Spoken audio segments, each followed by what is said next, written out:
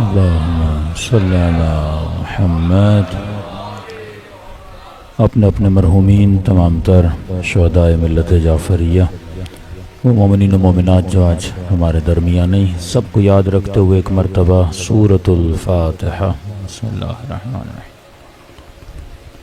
مالک یوم الدین، ایاک نعبد و ایاک نستعین، اہدنا الصراط المستقیم صراط الذین انعمت علیہم۔ بسم اللہ الرحمن الرحیم۔ اللہ الرحمن ربنا تقبل منا انک انت السمیع العلیم۔ صلوات پڑھیں محمد و آل محمد۔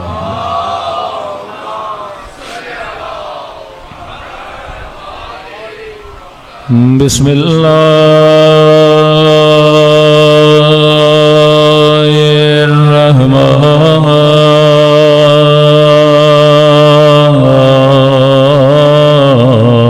الرحیم۔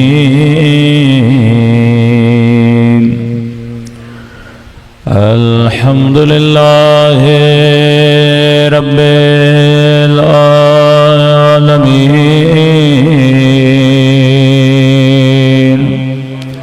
الحمد للہ کما هو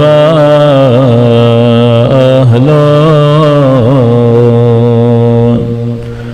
الصلاۃ والسلام علی سید المرسلین وخاتم النبیین ابی القاسم محمد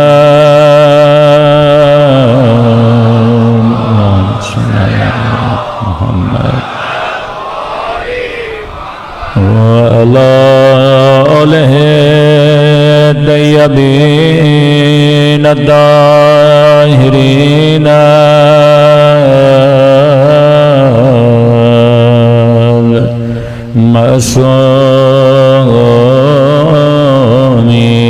المعصومين۔ دعا امام زمان۔ اللهم كل وليك وعلى آبائه في هذه الساعة وفي كل وليا وحافظا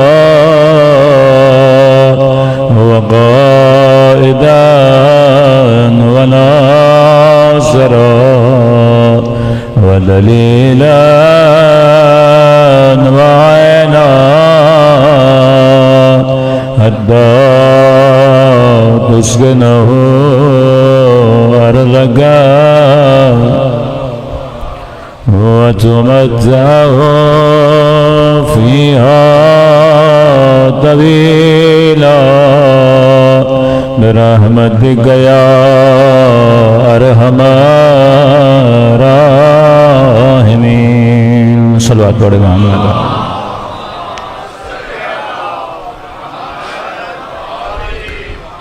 بسم اللہ الرحمن الرحیم۔ رب اشرح لی صدری ویسر لی امری واحلل عقدۃ من لسانی یفقہوا قولی۔ اما بعد فقد قال رسولنا الکریم ان الحسین مصباح الہدی والسفینۃ النجات۔ صلوات پڑھیں محمد و آل محمد۔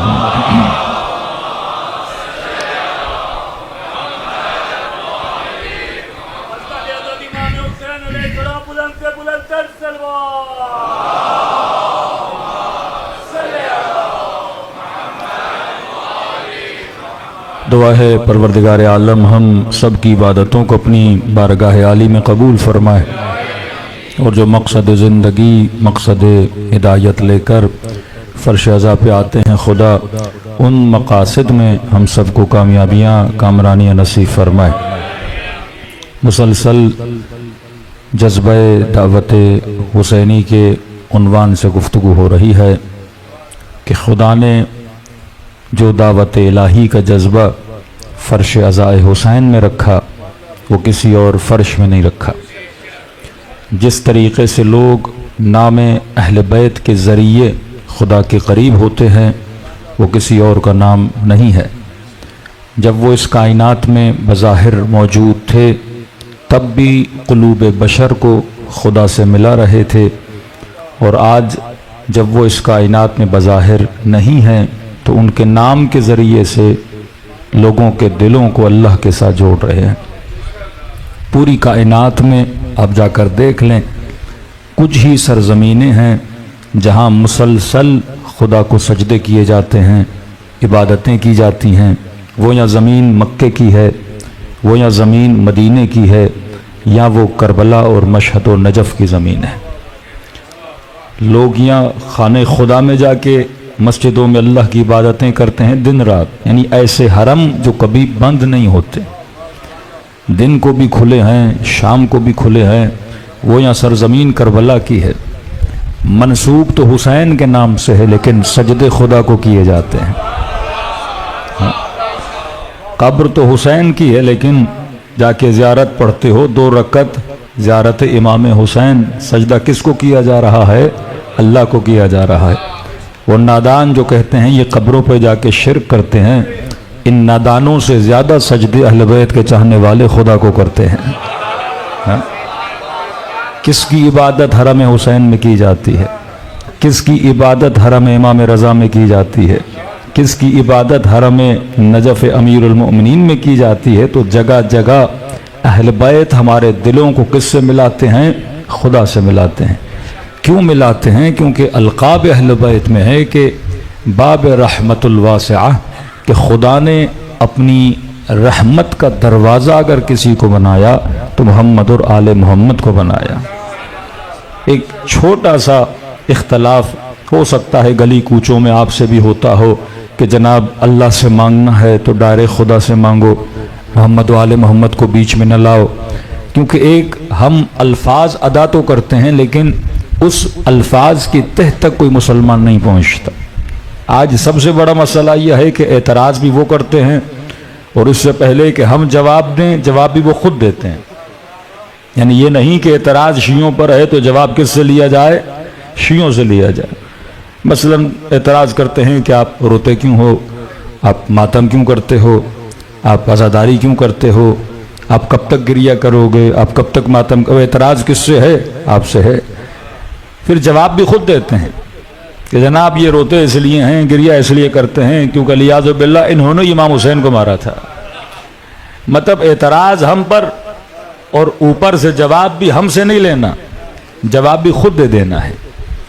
جب اعتراض جس سے کیا جاتا ہے آپ جواب بھی کس سے لینا چاہیے؟ اسی شخص سے لینا چاہیے۔ اور کسی نے کہا بالفرض اگر آپ اس فرض پر آ بھی جائیں کہ کوفے والے شیعہ تھے اور انہوں نے امام حسین کو قتل کیا، تو جناب پھر آپ اس وقت کہاں تھے؟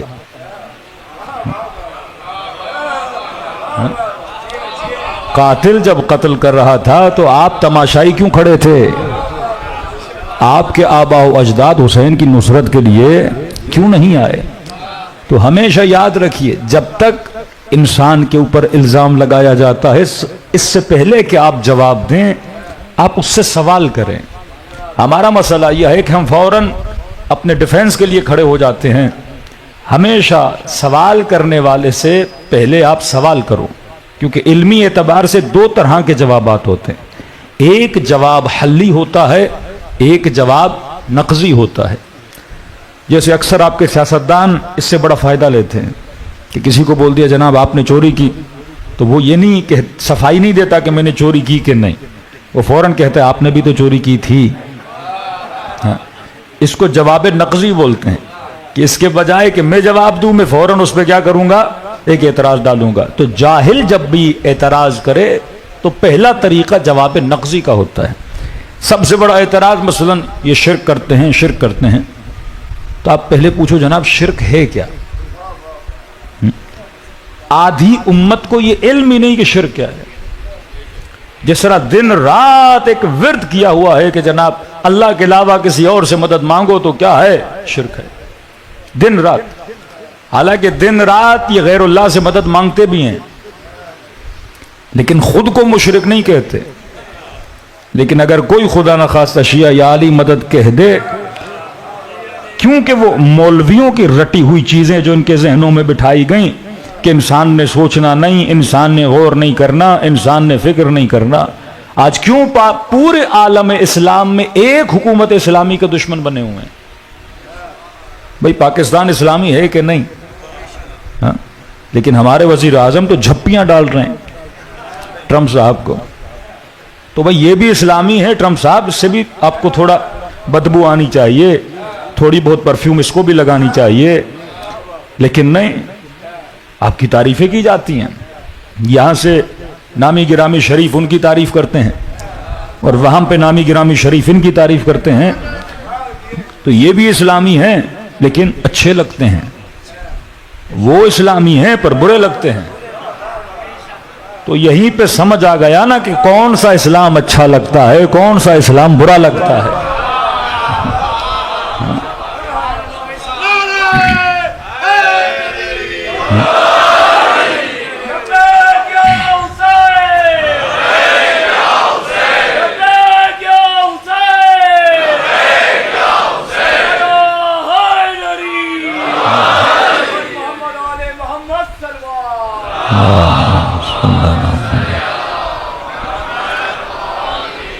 آپ جب تک غور نہیں کرو گے، فکر نہیں کرو گے، اسلام کی حقیقت کو سمجھو گے نہیں.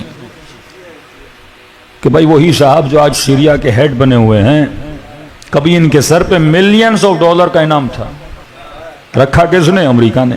یہ بالکل ایسا ہے کہ آپ کا کوئی پولیس آفس ہو اور کسی ڈاکو پہ انعام رکھے کہ جناب ایف آئی آر کاٹ دی گئی ہے اور اس پہ 7-8 ایف آئی آر ہیں، قتل کے جرم ہیں، ڈکیتی کے الزامات اس کے اوپر ہیں، جو بھی جناب اس کو گرفتار کر کے ہمارے پاس لائے گا ہم مثلاً 2 کروڑ دیں گے. اور آپ دیکھیں اگلے دن وہی پولیس والا اسے ہار پہنا رہا ہے کہ اب انعام دینے کی ضرورت نہیں ہے، اب یہ ہمارے ساتھی ہیں. تو سوال تو بننا چاہیے نا، ایک بندہ کل مجرم تھا، آج وہ آپ کا دوست کیسے بن گیا؟ تو یہاں بیسڈ آن آئیڈیالوجی ہے کہ اگر ہمارا مخالف ہے تو ٹیرورسٹ ہے، اگر ہمارا دوست ہے تو مومن ہے.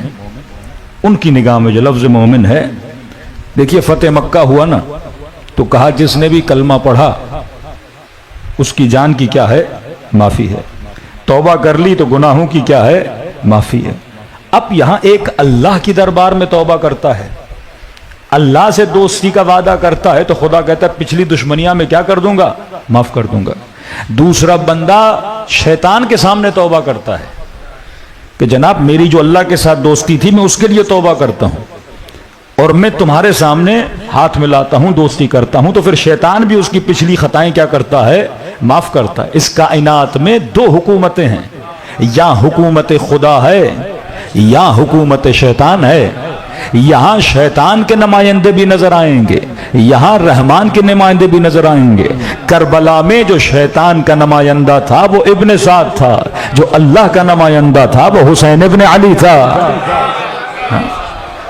وہ سلسلہ رکا نہیں، وہ آج تک چل رہا ہے کہ کون ہے جو شیطان کا ساتھی ہے، کون ہے جو رحمان کا ساتھی ہے، کون ہے جو کشتی حسین کا سوار ہے اور کون ہے جو کشتی شیطان کا سوار ہے. یہ تم نے فیصلہ کرنا ہے کہ تم کس کے پیچھے لگو گے. اور فرمایا کسی کے ماتھے پہ نہیں لکھا ہوتا یہ شیطان کا سپاہی ہے، یہ رحمان کا سپاہی ہے. فرمایا لوگوں کی پہچان لوگوں کی صفات سے چلتی ہے. اگر کردار حسین والا ہے تو حسین کا سپاہی ہے، اگر کردار شیطان والا ہے تو شیطان کا سپاہی ہے.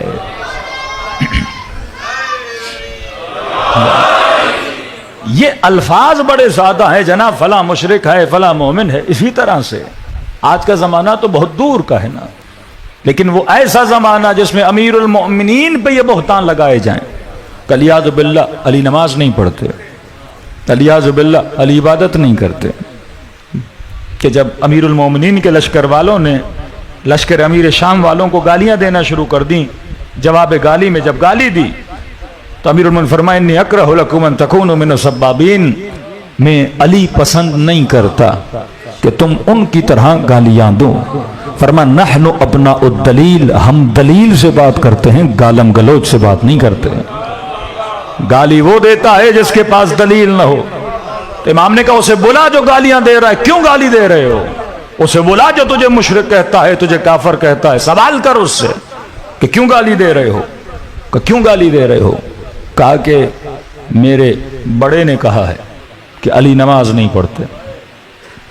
तो इमाम ने कहा इसे हमारे लश्कर में ला, अम्मार को दिखा ये कौन है, अवैसे करनी को दिखा ये कौन है, जिनकी फजीलत में रसूलों ने हदीसें बयान की। अरे जब तुझे पता है अली नमाज नहीं पढ़ते, क्या अवैस को नहीं पता, क्या अम्मार को नहीं पता, क्या अबू ज़र को नहीं पता, क्या सलमान फारसी को नहीं पता? इतने बड़े बड़े नमाजी किसी बेनमाज के पीछे नहीं लगा करते। जब उसको लाया, लश्कर को देखा, उसने अमीरुल मोमिनीन पर ईमान लाया। तो मौला फरमाते हैं लोगों के शऊर को बेदार करने के लिए उनके साथ दलील से बात किया करो। अब एक जुमला है, ये मुशरिक हैं, कभी कहते हैं मदद मांगते हैं, कभी कहते हैं शिर्क दर इबादत। ये किस में शिर्क करते हैं? इबादत में शिर्क करते हैं। बड़ी सिंपल सी मिसाल दे रहा हूं ताकि मुसलमानों के ज़मीर को जगह। शिर्क इबादत का मतलब यह है, कहते हैं जब अल्लाह की इबादत करो तो बस और बस अल्लाह का नाम लिया करो। हाँ, अल्लाह की इबादत में हसन हुसैन का नाम ना है, अल्लाह की इबादत में मोहम्मद रसूलुल्लाह का नाम ना है। हाँ, अल्लाह की इबादत है तो बस किसका जिक्र होना चाहिए? अल्लाह का जिक्र होना चाहिए। गैर का जिक्र आया तो ये क्या हो गया? शिर्क हो गया। जैसे कहते हैं दरगाहों पे जाके सजदे करते हैं, ये मुशरिक हैं, क्योंकि सजदा किसके लिए है? अल्लाह के लिए है।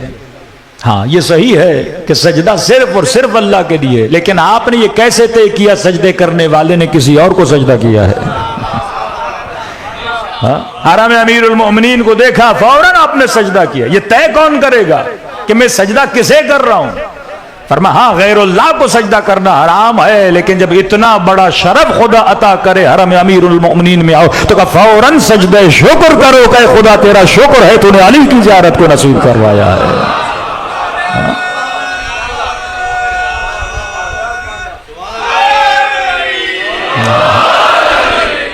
हाँ,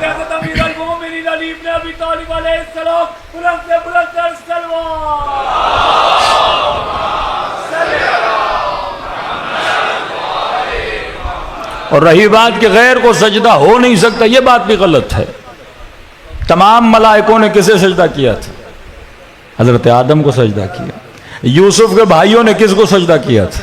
हजरत यूसुफ को सजदा किया था। गैर को सजदा हो सकता है लेकिन इज़्न इलाही से हो सकता है, जिसे आप सजदे ताज़ीम बोलते हैं।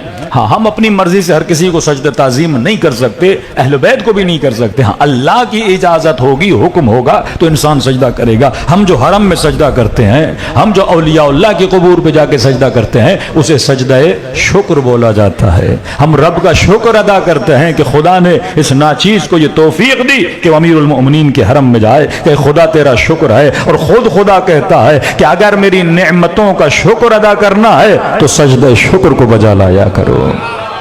शुक्र की एक कैफियत यह है कि बंदा अपने माथे को रब की दरबार में झुका दे। दूसरी चीज कहते हैं शिर्क का मतलब यह है कि गैर का जिक्र न हो, गैर का जिक्र न हो। पूरी उम्मते मुस्लिमा हज करने गई, हज वाजिब है साहिब इस्तिताअत पर। हज किसकी इबादत है? खुदा की इबादत। अब जहन में सवाल तो आना चाहिए, ऐ खुदा इबादत है तेरी और वहां करने क्या गया? पत्थरों का घर जिसका मैं तवाफ कर रहा हूं। अब सवाल है ये जो काबा है ये अल्लाह है या गैरुल्लाह है? इबादत मैंने किसकी करनी है? अल्लाह की करनी है। तवाफ अल्लाह का कर रहा हूं या गैर अल्लाह का कर रहा हूं? पाकिस्तान से खुदा ने बुलाया, इतना खर्चा करके, इतनी गर्मी में बंदे को कहा कि सर के बाल भी उतारो, टेंट करके शदीद तरीन गर्मी में अपना तवाफ नहीं करवा रहा। एक पत्थर का घर है, बनाया इब्राहिम ने है, पत्थर है ना। आपने हमेशा हिंदुओं को टोका, किसकी पूजा करते हो? पत्थर की। मंदिर जाते हो, पत्थर पे चढ़ावे डालते हो, पत्थर के सामने झुकते हो। तो भाई मुसलमानों को तो जो हिंदू भी तो कहेगा दिन रात मुझे काफर कहा पत्थर की वजह से, مورتی کی وجہ سے. تو مکے کے اندر کیا کرنے گیا تھا؟ وہ بھی تو ایک پتھر کا گھر تھا، تو بھی تو اس پتھر کا طواف کر رہا تھا. اور کہ جب طواف کرو تو مقام ابراہیم کو بیچ میں لاؤ. بھائی عبادت خدا کی ہے، یہ غیر اللہ بیچ میں کیوں آ رہا ہے؟ کہ ابراہیم کا گھر بھی بیچ میں آئے. کیا آپ دیکھتے ہیں مسلمان جب گزرتے ہیں تو اپنے ہاتھ کو بلند کرتے ہیں، ابراہیم کا گھر میں بھی آ گیا. ایک دوسرے کو دھکے دے رہے ہیں. جناب کیا ماجرا ہے، دھکے کیوں دے رہے ہو؟ کہ ایک کالا پتھر ہے، اسے ہم چومنا چاہتے ہیں، یا علم کو چوما تو شرک ہو گیا، یہاں تابوت کو چوما تو شرک ہو گیا، اور وہاں کالے پتھر کو چومنے کے لیے مسلمان ایک دوسرے کو دھکے دے رہا ہے. مجھے چومنے دو، مجھے چومنے دو. کبھی غلاف خانے خدا کو چوم رہا ہے. 5 منٹ کے لیے نہیں سوچتا کہ یہ خدا ہے یا غیر اللہ ہے. تو اتنا تو پتا چلا کہ غیر اللہ کو چومنا شرک نہیں ہے، غیر اللہ کو دیکھنا شرک نہیں ہے، غیر اللہ کا طواف کرنا شرک نہیں ہے. اور جب یہ ساری عبادات کر دیں تو پھر خدا نے کہا صحیح ہے، صفا و مروہ کرو. پوری امت کی دوڑیں لگوا رہا ہے خدا. بیچ میں سبز بتیاں لگی ہوئی ہیں کہ جب بتیوں کو دیکھو تو تھوڑا تیز دوڑو. خدا میں تیز کیوں دوڑوں؟ اب 5 منٹ کے لیے مسلمان سوچے خدا نے انڈیا سے، پاکستان سے، بنگلہ دیش سے، ملیشیا سے، دنیا کے کونے کونے سے خرچہ کروا کے مجھے یہاں بلایا کہ اے بندے خدا میں تجھے عبادت کے لیے بلا رہا ہوں. خدایا عبادت تیری ہے، تصور ابراہیم کا کیوں لاؤں؟ عبادت تیری ہے، تصور ہاجرہ کا کیوں لاؤں؟ عبادت تیری ہے، یاد اسماعیل کی کیوں کروں؟ یعنی سارے اعمال ہیں تو خدا کے، لیکن یاد کبھی ابراہیم کی آتی ہے، کبھی اسماعیل کی آتی ہے، کبھی ہاجرہ کی آتی ہے. بلکہ یاد نہیں کہ جس طرح وہ بی بی دوڑی تھی اسی طرح سے دوڑ کے دکھا. جس پہاڑی تک گئی تھی اس پہاڑی تک لا. تو پتا چلا کہ عبادت خدا میں غیر اللہ کے تصور کو بھی خدا عبادت مانتا ہے. لیکن اللہ سے سوال کیا جائے گا پروردگارا عبادت تیری تھی تو مکے بلاتا، ہاتھ میں تسبیح تھمواتا اور کہتا صبح سے شام تک کہو یا اللہ، صبح سے شام تک کہو سبحان اللہ، تو مجھے اتنی رکعت نماز پڑھواتا، تو مجھے فلا فلا دعا پڑھواتا تاکہ صرف تیرا ذکر ہوتا. لیکن تو اپنے ذکر میں ابراہیم کا ذکر کیوں کر رہا ہے، اسماعیل کا ذکر کیوں کر رہا ہے، ہاجرہ کا ذکر کیوں کر رہا ہے؟ تو اللہ کی آواز آئے گی اگر تو مجھے اللہ مانتا ہے تو ابراہیم کی وجہ سے اللہ مانتا ہے. یاد ابراہیم ہوگی تو یاد خدا ہوگی، یاد اسماعیل ہوگی تو یاد خدا ہوگی. اس سارے ماجرا کو کہا جاتا ہے شعائر اللہ. یاد شعائر ہے تو یاد خدا ہے. ہے کوئی مسلمان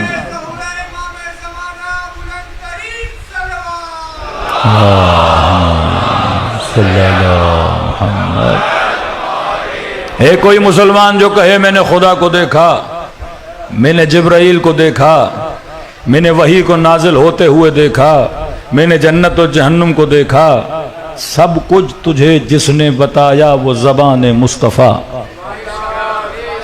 تو اگر رسول کو بیچ سے نکال دو، ابراہیم کو بیچ سے نکال دو، اسماعیل کو بیچ سے نکال دو، تو تمہارے دین کی بنیاد نہیں رہتی، تمہارے عقیدوں کی بنیادیں نہیں رہتی.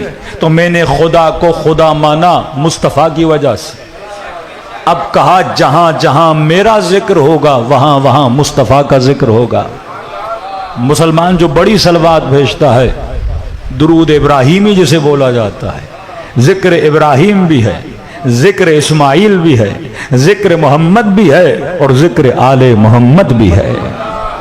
آج تو مسلم ہے کس کی وجہ سے؟ ابراہیم اور آل ابراہیم کی وجہ سے، اسماعیل اور آل اسماعیل کی وجہ سے، مصطفیٰ اور آل مصطفیٰ کی وجہ سے. تبھی کہا جب بھی کوئی عبادت کرو تو محمد اور آل محمد پہ صلوات بھیجا کرو.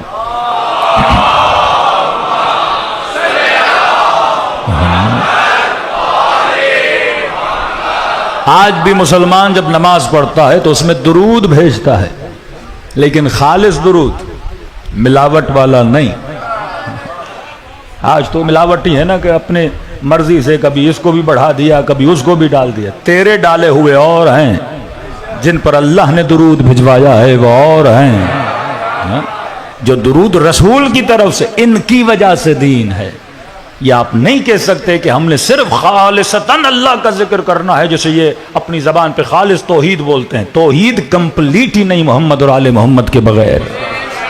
ذکر محمد ہے تو توحید کی بقا ہے, ذکر آل محمد ہے تو توحید کی بقا ہے. ایسے نہیں کہ بنا الہ الہ الا اللہ است حسین. کل بھی حسین نے لا الہ الا اللہ کی بنیادوں کو بچایا, آج ذکر حسین بنیاد لا الہ الا اللہ بچا رہا ہے. کل بھی اسلام کو حسین نے بچایا تھا اور آج بھی اسلام کو حسینی بچا رہے ہیں. یہ وہ حقیقی اسلام جس کے دشمن بنی ہوئی ہے دنیا, کہ نامی گرامی سپر پاور جس کے سامنے اپنے گھٹنوں کو ٹیکنے پہ مجبور ہو جاتے ہیں. کیوں دشمنی اس اسلام سے ہے؟ کیونکہ یہ اسلام خالص ہے. یہ اسلام وہ ہے جو ہمیں محمد اور آل محمد نے دیا. ایک اسلام جو 14 سال مسلمانوں کو ٹوپی پہنائی گئی. کیوں آج آپ کے برادران اہل سنت میں حکومت اسلامی کا کانسیپٹ نہیں ہے؟ کبھی کام ہی نہیں کیا, کبھی سوچا ہی نہیں. فقہ فردی ہے پر فقہ حکومتی پہ کام ہی نہیں ہوا. زکوٰۃ کے مسئلے کا جواب دے دیں گے, لیکن کبھی ورک آؤٹ ہی نہیں ہوا کہ مسلمان بھی حکومت بنائیں. حضرت موسیٰ نے حکومت بنائی, حضرت رسول نے حکومت بنائی, انبیاء اولو العزم جو صاحب شریعت بھی تھے صاحب حکومت بھی ہیں. اب سوال رسول خدا جب حکومت خود بنا رہے ہیں تو حکومت کا سلسلہ کون چلائے گا رسول کے بعد؟ حاکمان اسلامی. اب حاکمان اسلامی کون ہوں گے؟ جو اسلام شناس ہوں, جو دین شناس ہوں, جو فقہ شناس ہوں, جو شریف النفس ہوں, جو اللہ کے صالح بندے ہوں, جو نیک بندے ہوں. اب کیونکہ یا اہل بیت کو مانو اور مانو تو شیعہ بن جاؤ, اور اگر آپ نے اہل بیت کو سائیڈ لائن کر دیا تو کسی اور کو لانا پڑے گا نا. اب جب کسی اور کو لاؤ گے تو کیسا ہو؟ تو دنیا پوچھے گی نا کہ اگر آپ نے علی کو سائیڈ لائن کیا, جسے لا رہے ہو وہ علی جیسا ہے, اگر علی جیسا نہیں ہے تو یا علی سے بہتر ہو, اور اگر علی سے بہتر نہیں تو ابتر کو کیسے قبول کر رہے ہو؟ عقل تسلیم نہیں کرتی. آپ کے سامنے سونا بھی پڑا ہے, کھوٹا سکہ بھی, آپ کیسے اٹھاؤ گے؟ بچے کو بھی پتا ہے, جوان کو بھی پتا ہے. اسے بے وقوف کہا جاتا ہے جو سونے کو چھوڑ کے کھوٹی چیزوں کے پیچھے چلا جائے. تبھی مولا فرماتے ہیں میرے چاہنے والے سب سے بڑے عقل مند ہیں کیونکہ انہوں نے علی کو چنا ہے.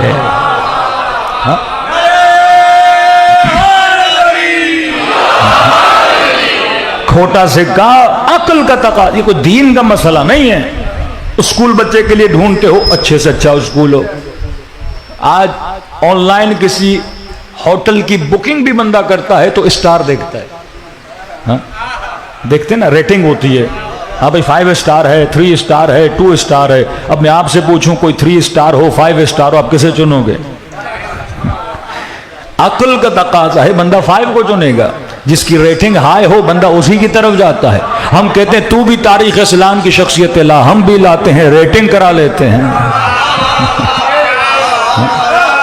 نارمل طریقہ ہے, ٹیکنالوجی کا زمانہ ہے. شجاعت میں ریٹنگ کرواتے ہیں, عبادت میں ریٹنگ کرواتے ہیں, علم میں ریٹنگ کرواتے ہیں, حکمت میں ریٹنگ کرواتے ہیں.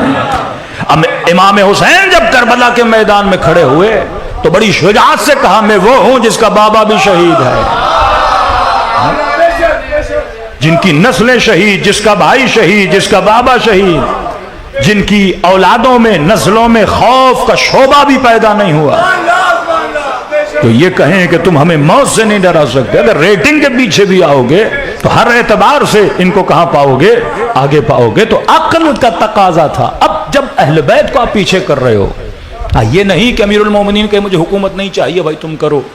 پھر آپ بول سکتے ہیں بھائی مجبوری تھی, علی نہیں لے رہے تھے لہٰذا ہم نے سنبھال لیا. کیا کرتے اتنی بڑی ذمہ داری؟ ایسا تو نہیں امام حسن نے کہا مجھے حکومت نہیں کرنی. حکومت نہیں ہوتی تو امیر شام معاویہ بن ابی سفیان سے جنگ نہ ہوتی. ایسا نہیں کہ امام حسین نے کہا نہیں بس مجھے حکومت بالکل نہیں چاہیے, یزید جیسا بندہ بھی آئے تو حکومت کرتا رہے. امام نے کہا کم از کم ان اصولوں کی پاسداری تو کرو.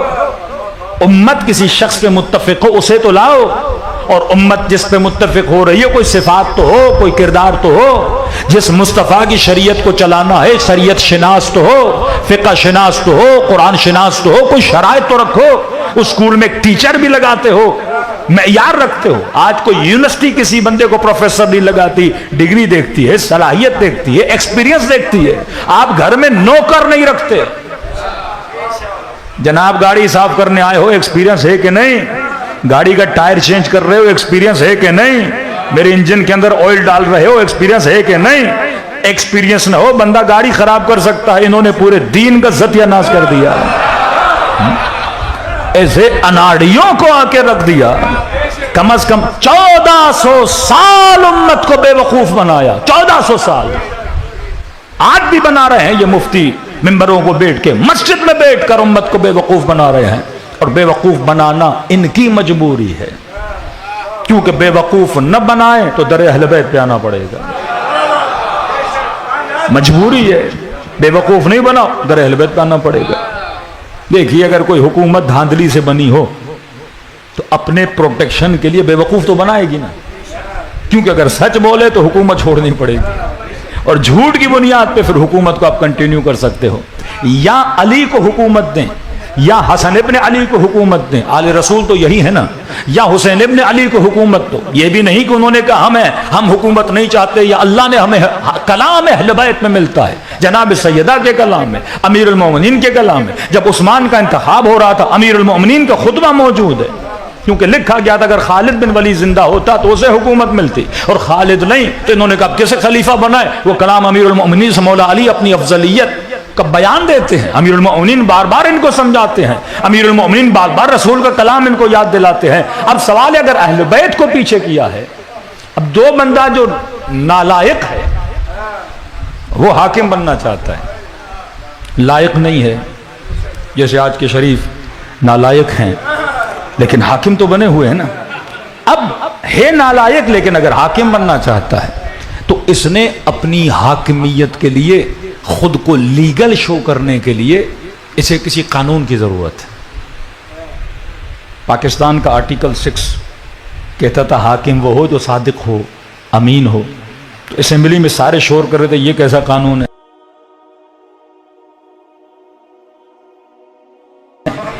آپ نے قانون ہی ایسا بنا دیا۔ کوئی جاب ہو اور اس میں لکھا ہو میٹرک فیل کو جاب نہیں ملے گی، اور جن کو مل چکی سارے میٹرک فیل ہوں تو کہیں گے بھائی قانون بدلو، کوئی 8ویں پاس لکھو، 7ویں پاس لکھو۔ اس قانون پہ تو ہم پورے نہیں اترتے۔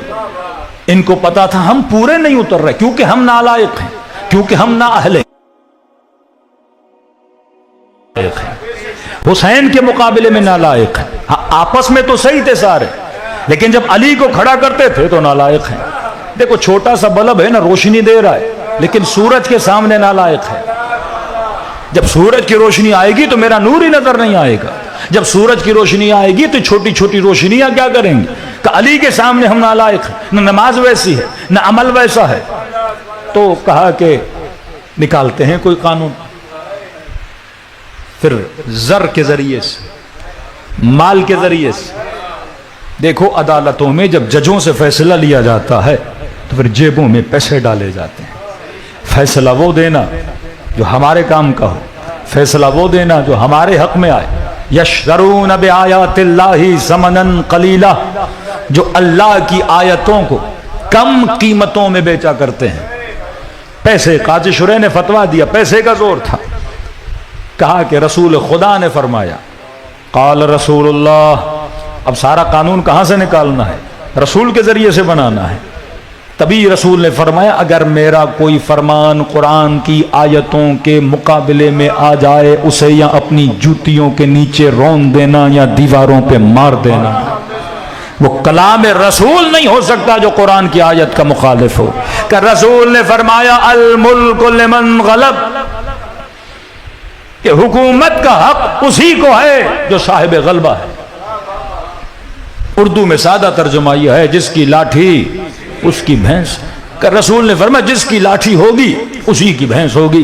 جو غلبہ پا گیا تلوار کے زور پر، لشکر کے زور پر، مال کے زور پر، دھوکہ دہی کے زور پر، ظلم کے زور پر، تمہیں اس کے خلاف قیام کرنے کا حق نہیں ہے۔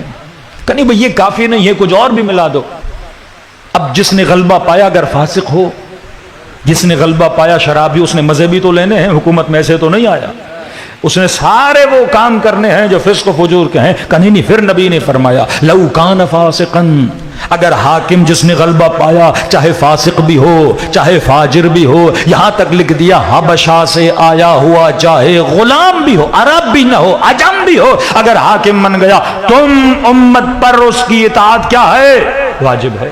کہ بھائی اب حدیث تو بن گئی، قرآن کی آیت بھی تو ملاؤ، کوئی آیت بھی تو بیچ میں لا دو. کہاں قرآن کی آیت بھی لگا دی، اطیعوا اللہ واطیعوا الرسول واولی الامر منکم. اے امت مسلمہ، تمہاں پر 3 لوگوں کی اطاعت واجب ہے، اللہ کی اطاعت واجب ہے، رسول کی اطاعت واجب ہے، اور تم میں سے جو صاحب امر ہو، صاحب امر سے مراد یہ ہے جو تم میں سے صاحب حکومت ہو. کون صاحب حکومت؟ انہی ذریعوں سے اگر صاحب حکومت بنا، ڈنڈے کے زور پہ صاحب حکومت بنا، تلوار کے زور پہ صاحب حکومت بنا. اب چاہے فاسق بھی ہو چاہے فاجر بھی ہو چاہے زانی بھی ہو، چاہے صبح کی رکعت 4 پڑھا دے چاہے جمعہ بدھ کو پڑھا دے، اطاعت تم سب پر واجب ہے. یہ جملے میرے نہیں میرے عزیز، ٹک ٹاک پہ یوٹیوب پہ طارق مسعود مفتی صاحب بڑے مشہور ہیں، ان کے خطبے موجود ہیں. وہ کہتے ہیں امام حسین کو یزید کے خلاف رسول کی حدیثوں کی روشنی میں قیام نہیں کرنا چاہیے تھا، لیکن یزید نے بھی صحیح کام نہیں کیا، اسے بھی نواسہ رسول کو قتل نہیں کرنا چاہیے. کیونکہ اعتراض ہوتا ہے نا، اتنے بڑے بڑے اکابر، عبداللہ ابن عمر، عبداللہ ابن زبیر، عمر کا بیٹا، زبیر کا بیٹا، اکابر مدینے میں تھے، تو سوال اٹھتا ہے صرف حسین نے یزید کے خلاف قیام کیوں کیا؟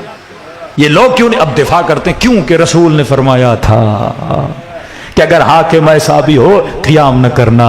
اب دنیا سوچے مفتی طارق مسعود کو رسول کے کلام کا اتنا علم ہے، حسین کو نہیں تھا. آج کے مفتیوں کو پتا ہے، بخاری اور مسلم لکھنے والوں کو پتا ہے، لیکن وہ نواسہ رسول جو اہل بیت رسول بھی ہے، جو صحابی رسول بھی ہے، جن کے لیے کہا زکن زکا دے کر علم دیا، جن کے گھروں میں شریعت اتری، جن کا جھولا جبرائیل جلانے والے تھے، اس محمد کے نواسے کو پتا نہیں تھا کہ میرے مصطفیٰ نے یہ کہا ہے کہ حاکم چاہے فاسق بھی ہو تو اس کے خلاف قیام نہ کرنا. تبھی حسین نے جملے کہے مثلی لا یبایع مثل یزید، حسین جیسا کبھی یزید جیسے کی بیعت نہیں کرے گا. یہ جملہ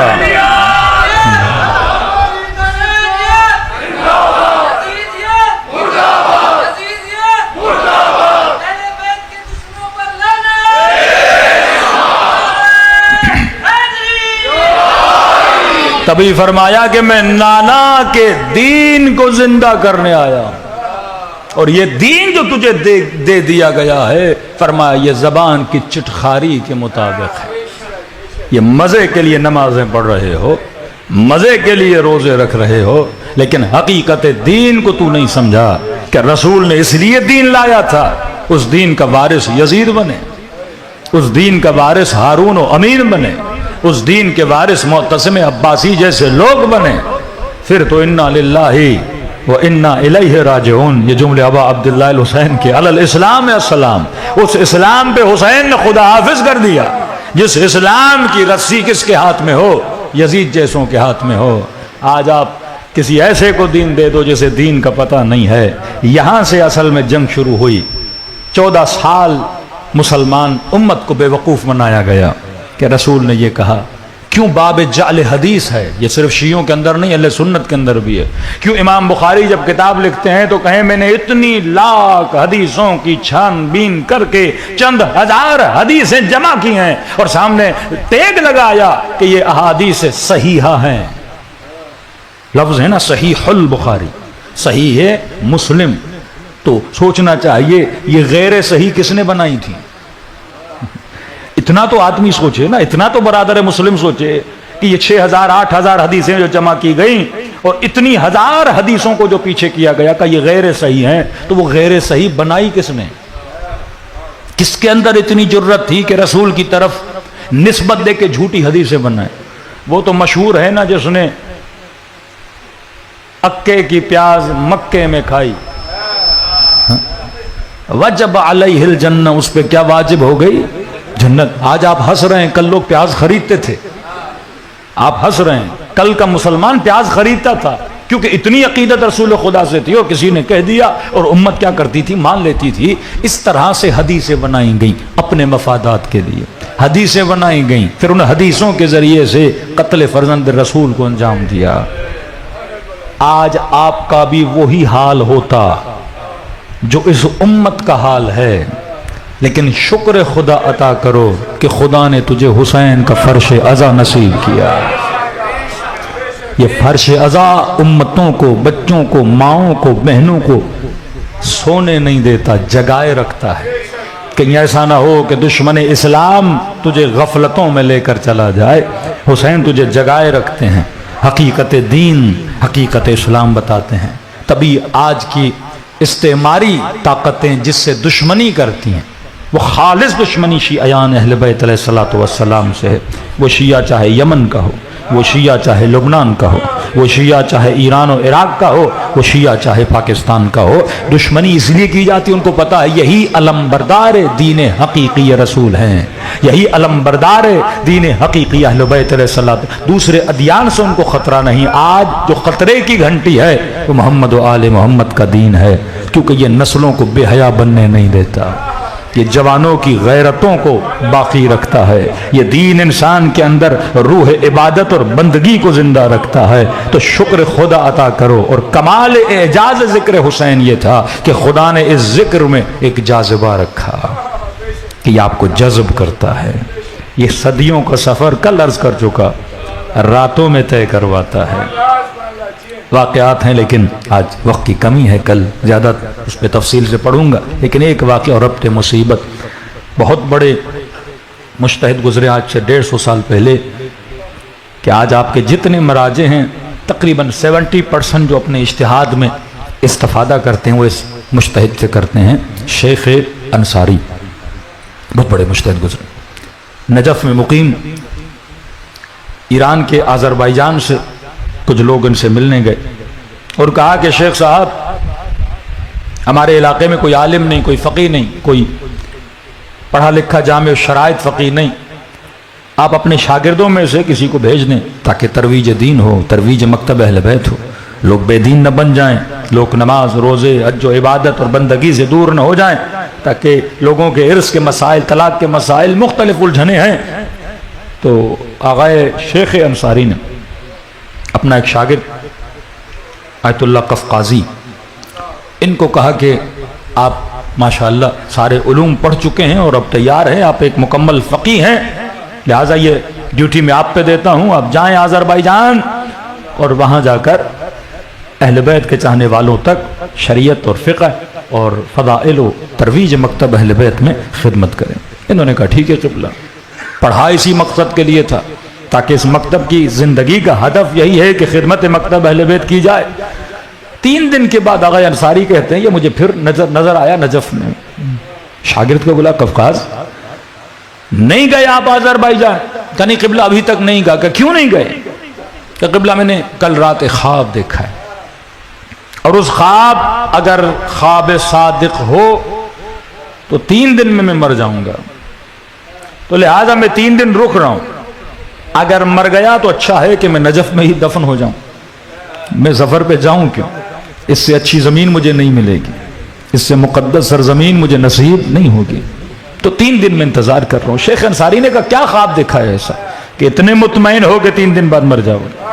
کہ شیخ انصاری کل رات خواب دیکھتا ہوں کہ میں مر گیا ہوں اور مجھے عالم برزخ میں لے جایا گیا ہے، ایک خوبصورت سا باغ ہے،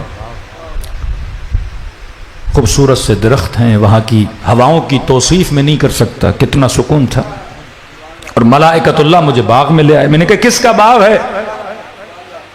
کہا شیخ قفقازی یہ تمہارا باغ ہے، اہل بیت کے چاہنے والے، علوم اہل بیت کو حاصل کرنے والے، 3 دن کے بعد تم مر جاؤ گے اور تمہاری روح کو یہاں لایا جائے گا، لہذا ہم تجھے یہ باغ دکھانے آئے ہیں۔ کہتے میں اس باغ میں چہل قدمی کر رہا تھا، تو اس باغ کی انتہا میں ایک دروازہ تھا، وہ کسی اور باغ کی طرف جا رہا تھا، اور جب میں اس باغ کے اندر گیا تو اس باغ کے سامنے میرا باغ نہیں تھا، باغیچہ تھا، چھوٹا سا باغ تھا، اتنا بڑا باغ، اتنا خوبصورت باغ۔ میں نے ملائکۃ اللہ سے پوچھا یہ کس کا باغ ہے؟ کہا یہ شیخ انصاری کا باغ ہے۔ میں نے کہا الحق، یہ باغ ان کو ملنا چاہیے، اتنا بڑا عالم، اتنا بڑا صاحب تقوی، اتنا بڑا عابد، اتنا بڑا زاہد، ان کا حق ہے کہ اللہ اتنا بڑا باغ ان کو دے گا، اتنا خوبصورت باغ، اور اس کے باغ کے سامنے میرا باغ چھوٹا سا باغیچہ تھا۔ ہاں، حدیث معصوم میں امیر المومنین فرماتے ہیں اللہ کی رحمت کے 100 حصے ہیں، اس نے 100 حصوں میں سے اپنی رحمت کا ایک حصہ دنیا والوں پہ ظاہر کیا ہے، اور 99 حصے خدا نے بچا کے رکھے ہیں آخرت کے لیے۔ اب خدا کی رحمانیت کو یہاں دیکھو، پھر جو اجر خدا انسان کو برزخ و قیامت و جنت میں دے گا، تبھی فرمایا ایک جھلک خدا نہ انسان آخرت کی دیکھ لے تو دنیا کی زینتوں سے کیا کر لے، اپنے منہ کو موڑ لے۔ کہ اتنا بڑا باغ الحق یہ شیخ انصاری کو ملنا چاہیے۔ کہتے جب اس باغ میں چہل قدمی کر رہا تھا تو ایک اور دروازہ اس باغ سے نکل رہا تھا، ایک تیسرا باغ تھا۔ جب اس تیسرے باغ کے اندر گیا تو اس باغ کے سامنے شیخ کا باغ بھی باغیچہ تھا، اتنا بڑا باغ تھا۔ اب ذہن میں سوال پیدا ہوا شیخ انصاری سے کوئی بہت بڑا عالم ہوگا، اور عصر حاضر میں شیخ انصاری سے بڑا کوئی عالم تھا نہیں نجف میں، کا تجسس پیدا ہوا۔ میں نے کہا یہ کس کا باغ ہے؟ انہوں نے کہا کہ یہ حاج فاضل کا باغ ہے۔ کون فاضل؟ کہ وہ جو نجف کے اندر عالم دین نہیں ہے، آیت اللہ نہیں، ایک عالم دین، متقی عالم دین اور ذاکر حسین، عالم بھی تھا ساتھ میں ذاکر ابا عبداللہ حسین بھی تھا۔ کہتا میں نے فوراً اعتراض کیا، میں نے کہا شیخ انصاری کے مقابلے میں ان کا مقام اتنا ہے ہی نہیں، اتنا بڑا باغ اس کو دیا جائے۔ کہاں شیخ کی تقوی، کہاں شیخ کا علم، کہاں شیخ کی فقاہت، اتنے شاگردوں کی تربیت کی، اور آپ نے ہم متقی ہے، پرہیزگار ہے، لیکن اس عالم کا علم اتنا نہیں کہ شیخ کے مقابلے میں آ جائے، اور اس ذاکر اہل بیت اور اس عالم کو اتنا بڑا باغ دیا گیا۔ تو ملائکۃ اللہ نے کہا کہ سچ کہہ رہے ہو، یہ باغ اس کا نہیں لیکن اسے حسین نے دیا ہے، تمہارا باغ تیرا ہے، شیخ کا باغ شیخ کا ہے۔ کہ ہم جانتے ہیں اس کو اتنا مقام نہیں ہے، لیکن کیا کریں، اتنا بڑا باغ اسے ابا عبداللہ حسین نے دیا ہے۔ کہ شیخ انصاری انتظار کر رہا ہوں 3 دن، زندہ رہا تو جاؤں گا، مر گیا تو وہاں پر آپ کے آنے کا انتظار کروں گا۔ لیکن کہتا ہے میرے دل میں تجسس پیدا ہوا کہ اس آغائے فاضل کا، حاج فاضل کا امام حسین کے ساتھ کیا تعلق ہے کہ جس کی وجہ سے امام حسین نے اتنا بڑا باغ اسے دے دیا۔ کہتا ہے میں ڈھونڈتا ڈھونڈتا ان کے گھر گیا، دروازے پہ دستک دی، شیخ فاضل بھی زندہ تھے، باہر آئے، میں نے تعارف کروایا، میں نے کہا شیخ صاحب اگر اجازت ہو تو آج کی رات آپ کے گھر میں مہمان بننا چاہتا ہوں۔ کہ مہمان حبیب خدا ہے، آ جائیے۔ کہتا اس رات ان کے گھر میں رکا تاکہ دیکھوں ایسا کون سا عمل ہے، ابھی 3 دن ہے میرے پاس، تاکہ مرنے کے بعد وہ چھوٹا باغ نہیں مجھے بڑے والا باغ ملے۔ المؤمن حریص، مومن دنیا کے لیے حریص نہیں ہوتا، آخرت کے لیے بڑا حریص ہوتا ہے، حرص سے آخرت رکھتا ہے، حرص سے دنیا نہیں رکھتا۔ کہتا میں نے دیکھا انہوں نے سفرہ لگایا، شام کا کھانا کھایا، رات کا کھانا کھایا، چائے پلائی، باتیں کی، نماز اس نے پڑھی، میں دیکھتا رہا، لیکن دیکھا بالکل اعمال عام انجام دے رہا ہے، کوئی ایسا نہیں کہ خاص تسبیح پڑھ رہے ہوں، کوئی خاص عمل کر رہے ہوں۔ کہتے رات کو سو گئے، میں وقت سحر اٹھا، کل میں نے سحر کی بات کی تھی، وقت سحر اٹھا، میں انتظار کرتا رہا دیکھوں یہ کون سا عمل کرتا ہے، کیا کرتا ہے۔ کہ ابھی نماز صبح میں 2 گھنٹے تھے، میں اس سے پہلے جاگا رہا کہ دیکھوں یہ شیخ حاج فاضل صاحب جب اٹھتے ہیں تو یہ کرتے کیا ہیں۔ کہتا میں نے دیکھا 2 گھنٹے اذان صبح میں تھے، یہ اٹھے، اور جیسے اٹھے اور اپنے بستر پہ بیٹھے تو انہوں نے فوراً کہا السلام علیکہ یا ابا عبداللہ، کہا یہ کہنا تھا، اور انہوں نے رونا شروع کیا۔ کہتا اس کے رونے کی آوازیں اس کے کمرے سے میرے کانوں تک آ رہی تھی۔ اب میں نے دیکھا یہ اٹھا وضو کرنے کے لیے گیا، جب وضو بھی کر رہا تھا تو روئے رہا تھا، مصلی پہ آیا، اقامت دی، اذان دی، تب بھی رو رہا تھا، نماز شب پڑھی تب بھی رو رہا تھا۔ کہتا میں سمجھ گیا حسین نے اسے باغ کیوں دیا، کیونکہ یہ دن رات حسین کے لیے تڑپتا ہے۔ یہ عطش، یہ تڑپ اگر آپ کے دل میں امام حسین کے لیے ہے، مولا بھی تو دیکھتے ہیں نا، وقت نہیں لیکن زیارت ناہیہ پڑھیے، امام زمانہ اپنی تڑپ بتاتے ہیں، فرماتے ہیں میرے جد حسین بدر الدہور، آپ کے درمیان اور مجھ مہدی کے درمیان زمانوں نے بڑا فاصلہ ڈالا، میں نہیں تھا کربلا میں کہ آپ کا دفاع کرتا۔ امام زمانہ فرماتے ہیں میں نہیں تھا میرے جد کہ آپ کے دفاع کے لیے اپنی تلوار کو بلند کرتا، لیکن میں اس فاصلے کو اس گریے سے مٹانا چاہتا ہوں کہ بدل الدموع دما، دن رات صباحاً و مساءً میں آپ کی مصیبت پہ گریہ کرتے، امام زمانہ فرماتے گریہ کرتا ہوں، اور فرماتے جب میرے آنسو خشک ہو جاتے ہیں تو میں آنسوؤں کی جگہ پہ آپ پہ خون روتا ہوں۔ یہ تڑپ اگر انسان کے دل میں ہو تو یقیناً ابا عبداللہ الحسین اس کا ہاتھ دنیا میں بھی تھامتے ہیں، اس کا ہاتھ آخرت میں بھی تھامتے ہیں۔ دلوں کو کربلا لے جائیں، سلام کریں ان ہستیوں پر جنہوں نے اپنا سب کچھ راہ خدا میں قربان کیا۔ السلام علی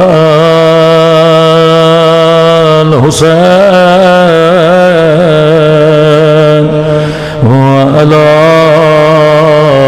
علی ابن الحسین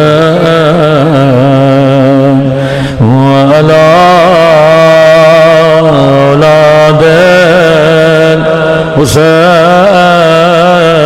الحسین وعلی اصحاب حسین کی صدا بلند و سلام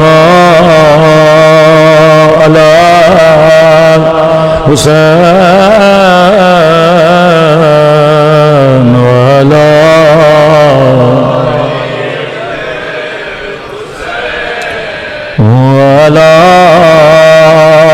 اولاد حسین وعلی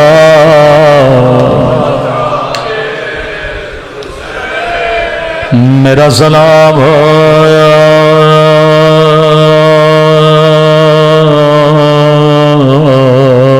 یتیمہ بچی پہ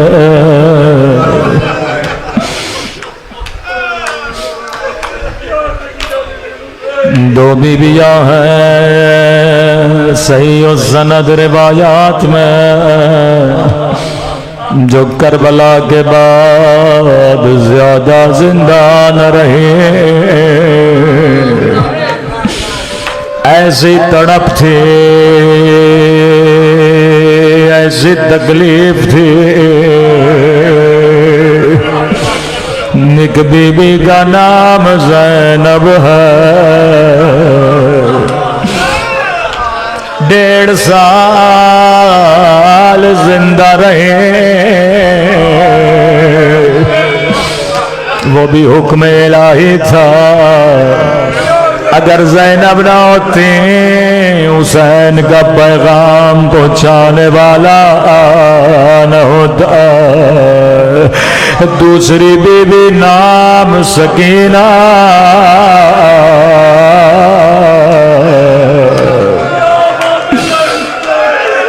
امام سجاد فرماتے ہیں پورے سفر میں بچی تماچے کھاتے رہے، کہ سکینہ کو اپنی بچیوں کی طرح نہ سمجھا کرو، جیسے کسی بچی کا باپ مارا جائے وہ زار و قطار روئے، یہ صابر بچی ہے۔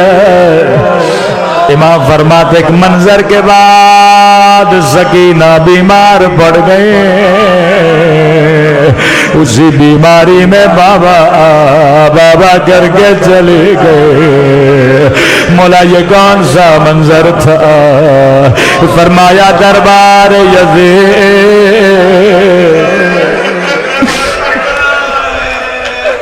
ظالم نے بچی کے سامنے شراب بھی پی رہا تھا، جس تشت میں حسین کا سر تھا، بچا ہوا شراب تشت میں پھینک رہا تھا، اور حسین کے ہونٹوں پہ چھڑی مار رہا تھا۔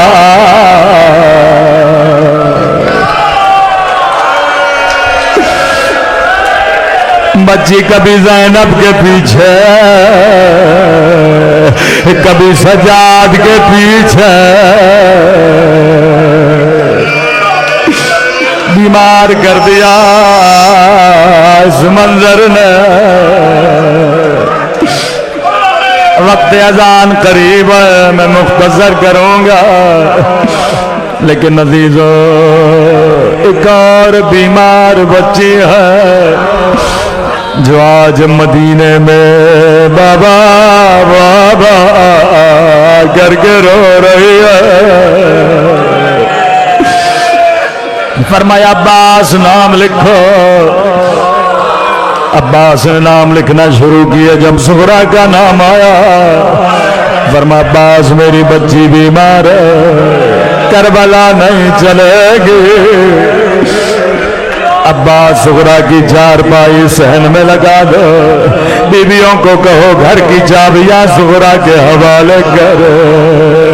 ایک ایک بیوی آتی تھی سینے سے لگاتی تھی، کہتی تھی خدا حافظ زہرا۔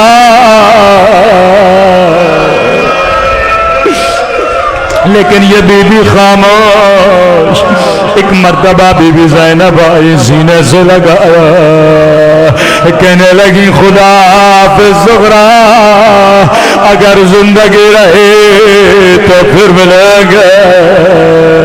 بچی نے دونوں باہیں پھوپھی کے گلے میں ڈالی، رو کر کا پھوپھی اماں میں سمجھ گئی میرا بابا واپس نہیں آئے گا۔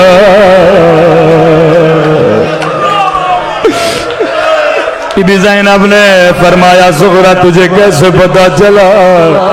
فرمایا پھوپھی اماں میں بیمار ہوں، آدھی رات کا وقت تھا، میں نے دیکھا آسمان سے کماری اتری، ہماری میں کالے برقعے میں بی بی تھی جو سر پہ خاک ڈال کے کہنے لگے میرے لال حسین، تیری ماں زہرا تجھے کہا کرے گی۔